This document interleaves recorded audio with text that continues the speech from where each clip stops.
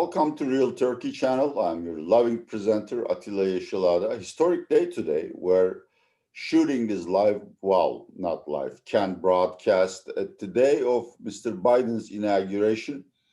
Important developments afoot in the United States. But once the inauguration is out of the way, what Biden will do to the world and Turkey are going to be the most important topics to be discussed. That is way beyond me, so I invited someone who knows these things.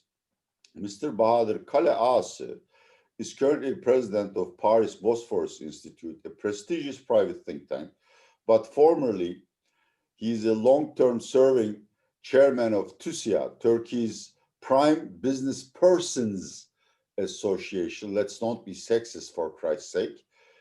And before that, he was TUSIAD's Brussels representative. So had a lot of beer and clams, which might have, sort of improved on his thinking. But all joking aside, Bahadir is one of the most visionary Turkish thinkers I've met, and I thought he would help all of us to understand what the Biden era means. Hello, Bahadir. Sorry for the long introduction. Well, thank you very much. Thank you very much for a snowy January day. The best music for me. Thank you very much. Thank you. It's my pleasure to have you on the channel. It's a great honor to be in your channel. Thank you very much. the only English outlet so far. But this is a channel and link that I share with my international audience very frequently, and this is really helpful. Really, thank you. Yeah, we hope to reach more people to explain the truths about Turkey and emerging markets. But today we start with Biden. First of all, do you expect any kind of trouble during the inauguration, whether mass protests or apparently there has been a tip about an assassination plot? Well, to expect and United States of America are no longer words that can find a reasonable place in a single phrase. I don't know. Okay. I don't know. Okay, let's move to the next question. Biden and the world. Let's subdivide the question. First of all, is he going back to the World Health Organization? Is he going to bolster NATO, World Trade Organization, very importantly? What would be his attitude towards these supranational institutions, and can he make a difference? Firstly, here at the start of 2021, the United States is still the most powerful country in the world. Not maybe the superpower, but the most powerful one. It is politically divided, economically in trouble, but still it is the important economic powerhouse, capital powerhouse, and technology powerhouse. And it has a role to play, and Biden is expected, of course, to put a little bit the house into order following the damaging years of Trump for the international order, for the United States' own national interests and internal the divisions. This is being said, there are lots of course, fields of improvement and progress that are possible. First of all, as you said, the international trade. There will probably and hopefully be a more effective multilateral approach to trade. It's not a return to Clinton or Obama years right away. However, there will be more talk with China, more effort to engage with not only China, but with Asia, so that the corporate America is, of course, the corporate America will continue to do business and will continue to invest in Asia. However, by not engaging Asia, US is losing more. So a probable, of course, trans-Pacific vision will be materialized. But on the most importantly, the transatlantic economic partnership with the European Union will probably be also back to the agenda. Between the United States and the European Union, the economic partnership has gone very far. Despite the Trump years, it is still there. In many parts of the trade, there is no longer custom duties, and there is lots of regulatory harmonization or mutual recognition or equivalence. Yeah. There is in the horizon a transatlantic common market, not let's say common economic area to emerge. And that is an unfinished business, and that can be back on the agenda. And let's not forget that the United States and European Union are each other's still most important trading partners, investment partners, technology partners. And also, there has to be an alliance of rule of law and Western democracy between Washington and Brussels and other European capitals from now on. But so trade is important, and the World Trade Organization, with a new, of course, Director General, hopefully can be back in the game. But the most importantly, of course, it will be the return of United States to the Paris climate change agreement with tremendous... Which he said he would, I think, as with an executive degree. Yeah. By day one, day one. That shows good intentions, and which brings us to two questions. First, regarding China.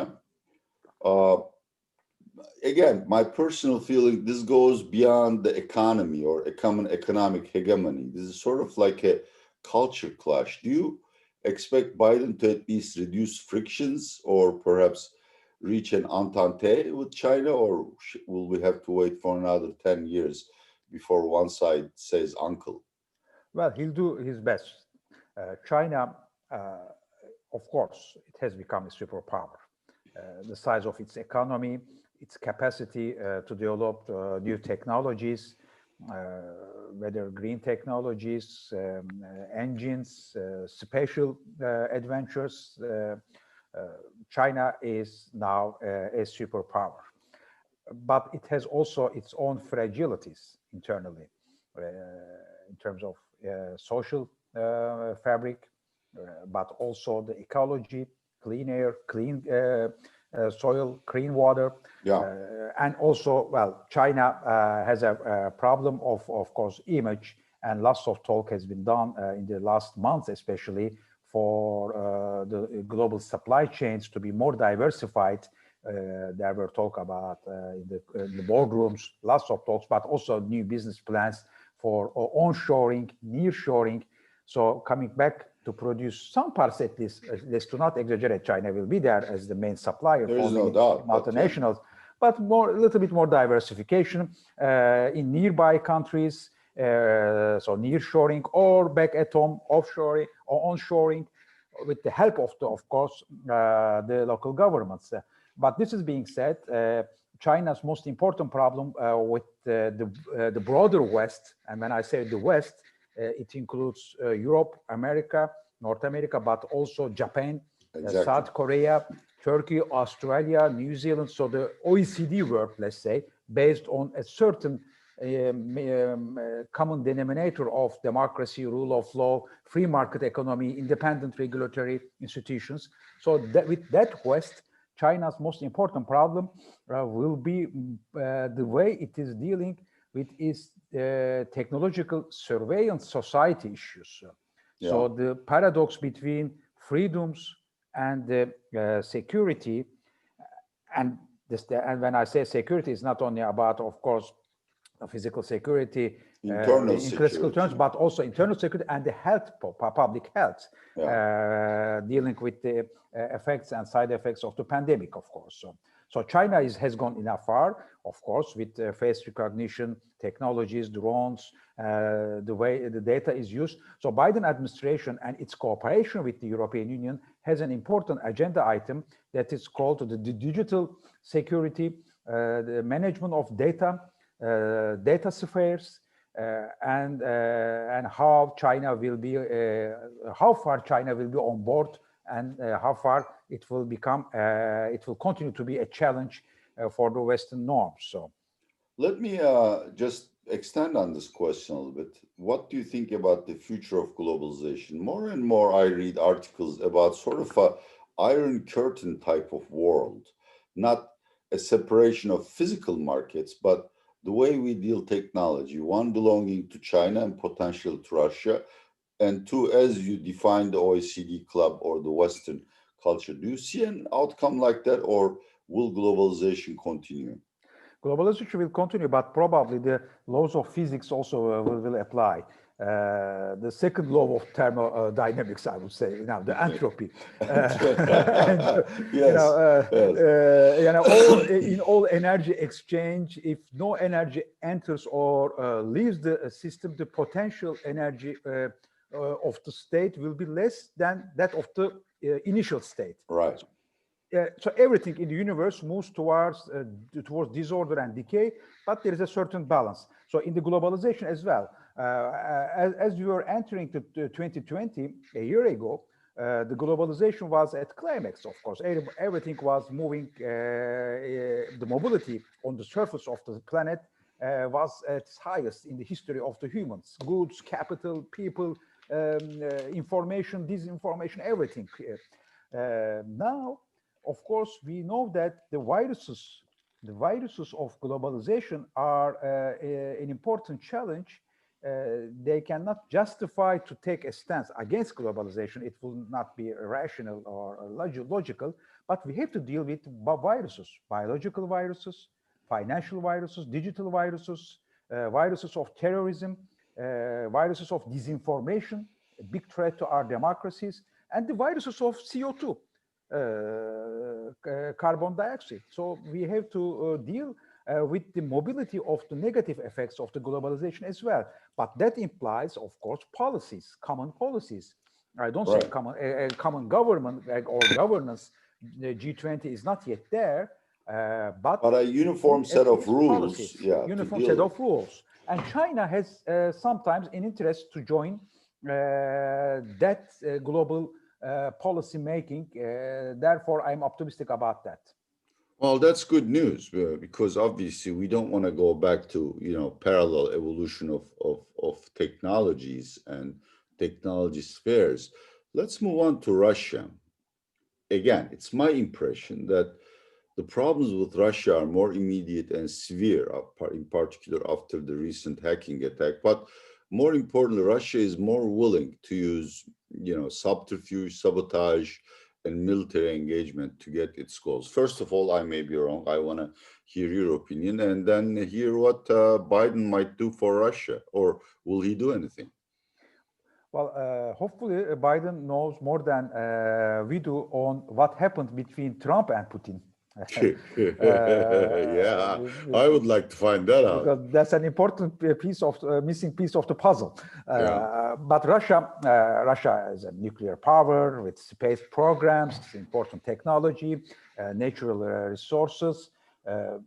It's an important country, of course, but the size of its economy is between Spain and Italy, and its population is shrinking, and it is more and more dependent on some issues on China. It doesn't like to be in that position. It doesn't like to be a teddy bear on the lap of a big giant panda, as it was described by the cover of The Economist earlier. So probably Russia will have to also oscillate towards a little bit towards more west. Meanwhile, of course, let's not forget that there is India. There is India. And in the last years, we will probably see India also becoming a more major player, and the laws of entropy will play therefore there as well. And if India manages to stay, despite all odds, a democracy and as liberal as possible, more than today at least, then we have a global order which is not about multiple poles, but multiple axis of alignment and the directions of change. That's very important. Let's cut to the chase. Do you see any potential for large-scale financial or military conflict? I mean, obviously, there is always going to be friction because we're at the end a planet of nation states. But will that be managed, or will it lead to some kind of conflagration in the near future? Well, it is. There are enough reasons for that to happen, but there are also enough obstacles. The human history is full of surprises, of course.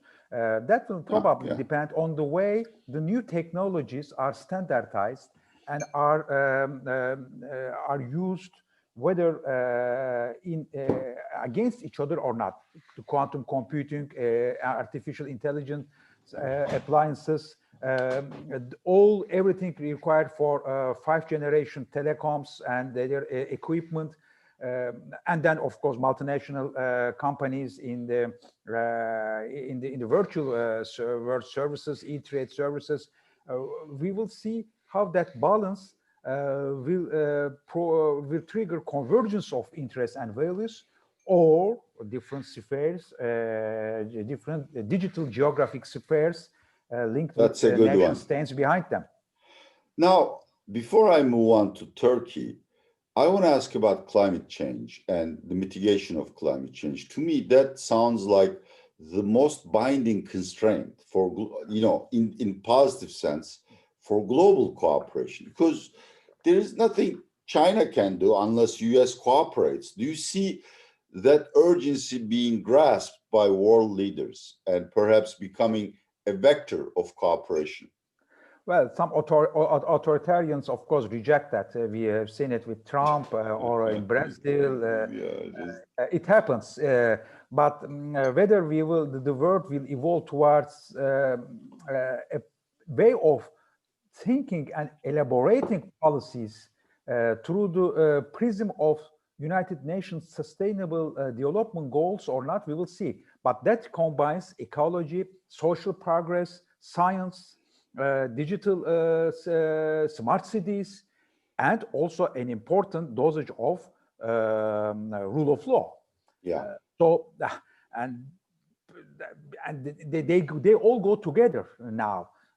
This is why it will be up to people like Biden or the leaders of the European Union or India and even China to take the responsibility for that. There are now, moving on to Turkey, Mr. Erdogan and Mr. Biden, there are two viewpoints, if I understand it correctly, in the quote-unquote West or NATO sphere. A, Turkey is already very fragile, and it is the linchpin of a very insecure geography. So let's don't annoy Mr. Erdogan, try to appease him.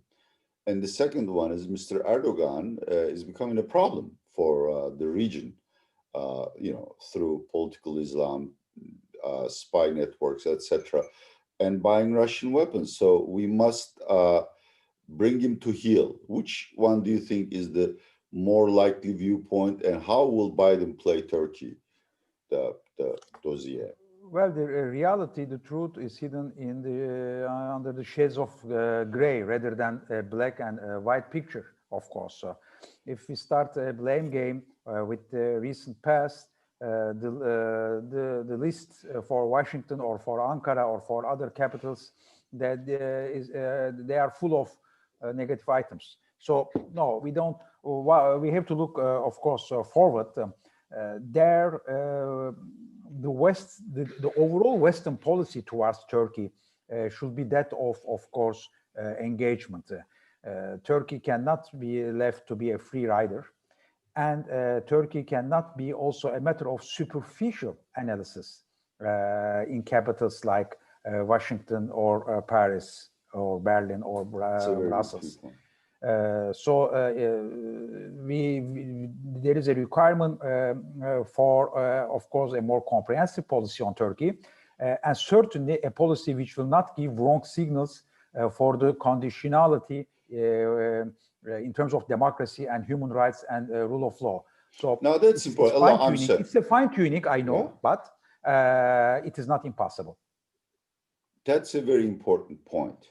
What would be the thrust of negotiations between the West and Turkey? The military issues vis-a-vis S-400s, or just Turkey's continual decoupling from what I call the Copenhagen Grid? Do you really think EU and or United States will care about Mr. Erdogan's human rights record? If they don't, they will continue to have trouble. And Turkey will continue to be in trouble. Turkish society, Turkish economy, and also the Western interests and Western values. But once again, the laws of physics, now the third law of thermodynamics says that there is no absolute zero, no absolute zero. So Turkey can go more eastwards, but where? East is only a geographic term for Turkey. Nobody wants us there. I'm really sorry, my person, but I have to blurt that out. It's not like Russians love us or the Chinese. Well, the success equation formula for Turkey has always been, and it is well tested by the laboratory of the history, is to play its geostrategic role as Europe's, but not Asia's, Europe's Euro-Asian gateway.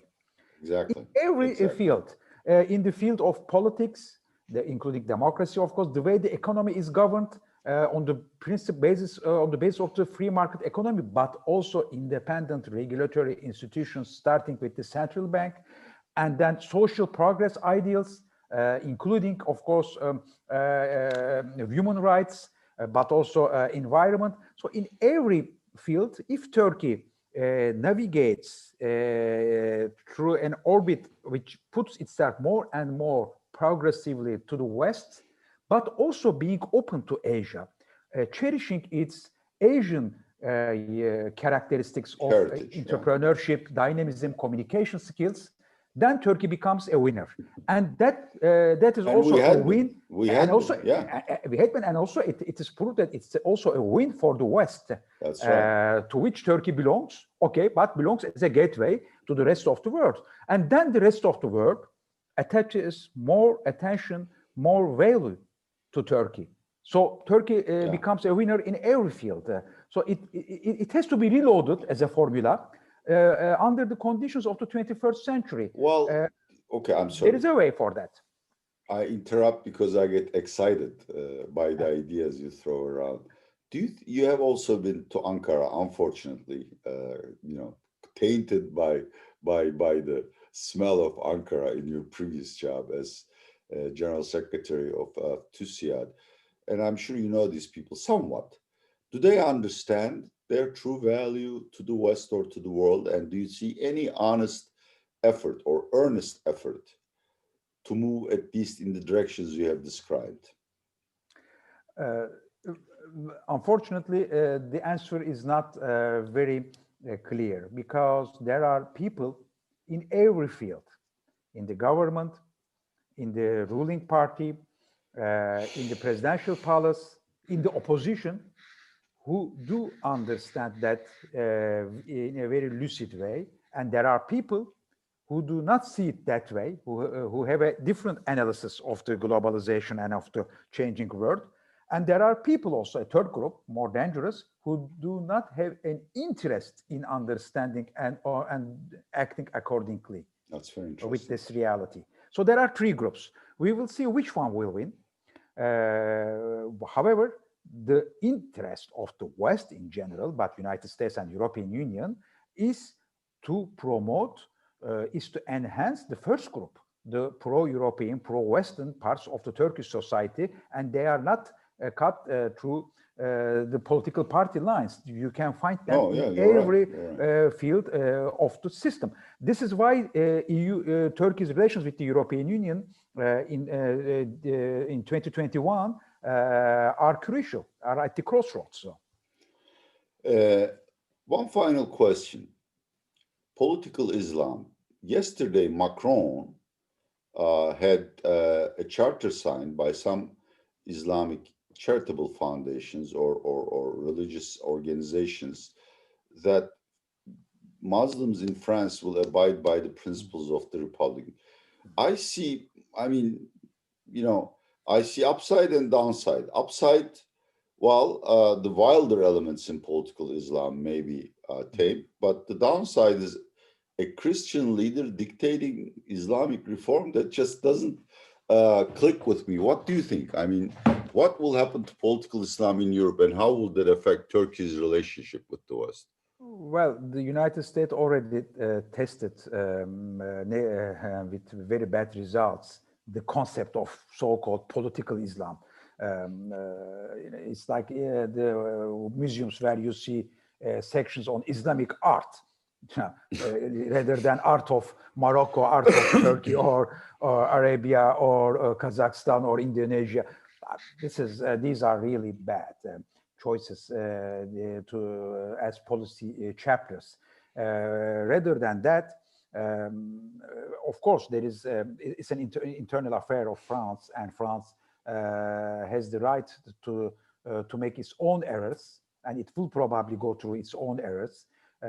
France has, I personally think that France is right to defend the freedom of opinion against all odds.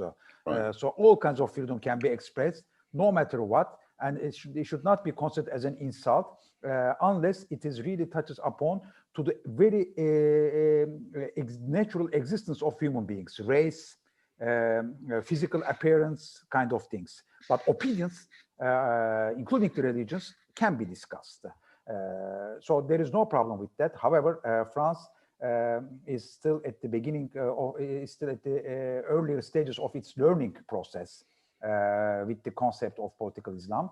Hopefully, it will be well advised to go through. But France has a more important duty is to make sure that European Union's future, which happens to defend, we are coming maybe to the first question.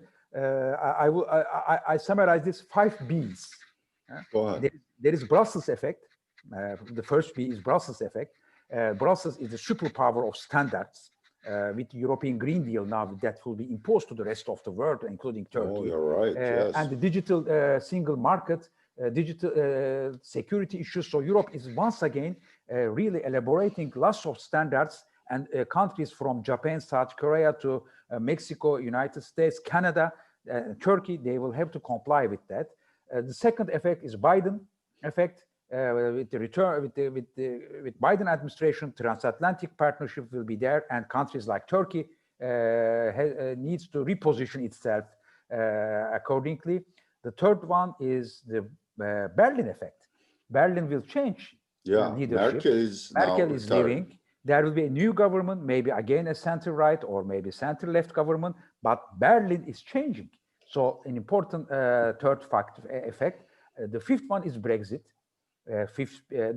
Fourth B is the Brexit.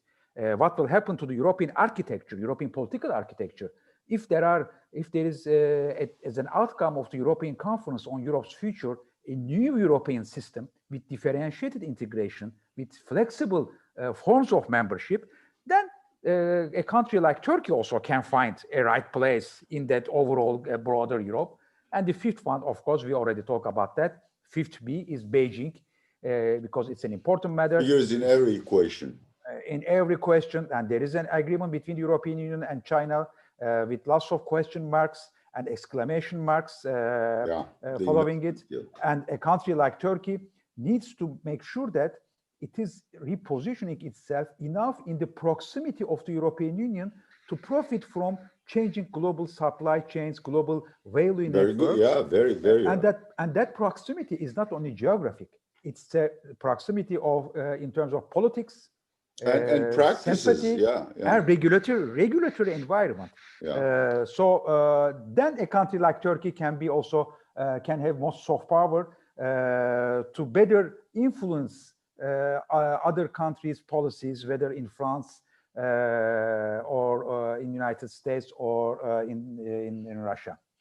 Well, thank you very much. That has already answered my last question. I want to thank you for sparing time for Real Turkey channel. And we're finishing another broadcast here. Atilla Yesilada hosted Paris Bosporus Institute chairman, Mr. Bahadir Kaleagasi, who has a long list of titles, but I think this has been a very fulfilling conversation, and I hope everyone will benefit from it. Thank you very much, Bahadir. Thank you. And here we are finishing. Okay.